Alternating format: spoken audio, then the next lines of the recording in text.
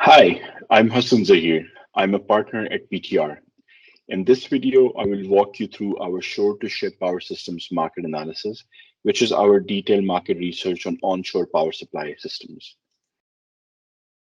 The scope of this service covers turnkey solutions or systems installed on the shore side, as you can see in this photo here, looking at the shoreside substations, frequency converter, and then the cable management system.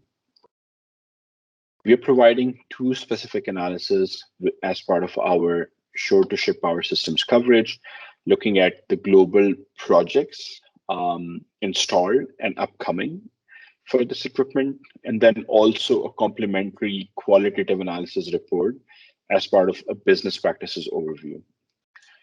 Looking at the global shore power systems project database, we are providing information on projects around the world, and I'll give you an overview of the geographies in a second, looking at their service here, which port they were installed in, who was the supplier, OEM of that project, what was the capacity, what was the voltage, country and region, of course, and then also what was the plant type, high voltage or low voltage. On the right, for example, is the sample project where you can see how this information looks like in reality in that database. And we're providing both installed project and then also upcoming project as part of the pipeline. We are looking at all of the key ports in the world where these systems are getting installed.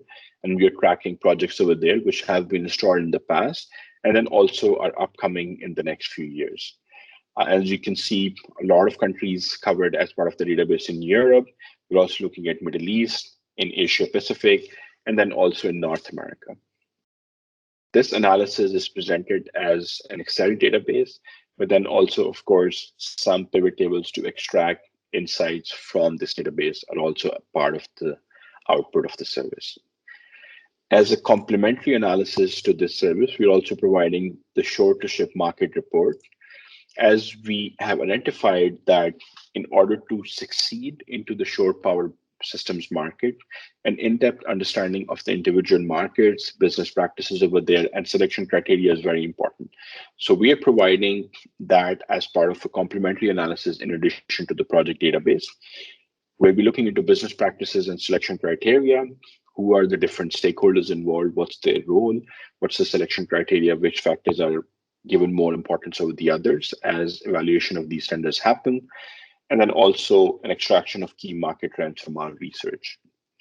Looking at the first segment of business practices in a bit more detail, we're providing a summary of all the stakeholders involved. Who's driving the investment? Is it a government funding or an EU funding in the case of Europe? Are these private investors? Who is deciding the suppliers? Who should you as a shore power OEM talk to? What are the key selection criteria in these projects? And then, looking at several different stakeholders, utilities, ports, vessel owners, regulatory authorities, municipalities, funding agencies, and then EPCs, and what's the role that each of these players have in the ecosystem.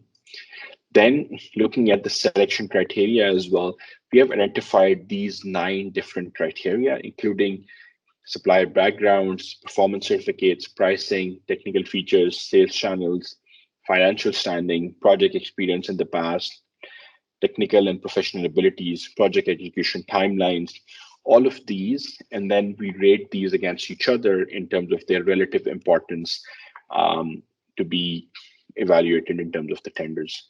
And lastly, we're also looking at key market trends because we conducted extensive primary and secondary research as part of this whole effort. And then the trends and quotes from these interviews and then this research is basically summarized in addition to everything else in the report as key market trends. So that's very quickly an overview of our shore-to-ship power systems market coverage. If you have any questions, please feel free to reach out to me via the contact details below. I'd be happy to answer any questions you have or schedule a call with our subject matter expert on the topic. Thank you so much.